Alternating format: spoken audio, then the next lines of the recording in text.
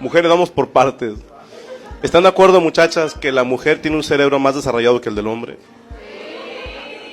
¿Que tienen un nivel de inteligencia superior al de los hombres? Entonces, ¿cómo chingados le damos a entender nosotros a ustedes? Se les fue ese detalle, culeras.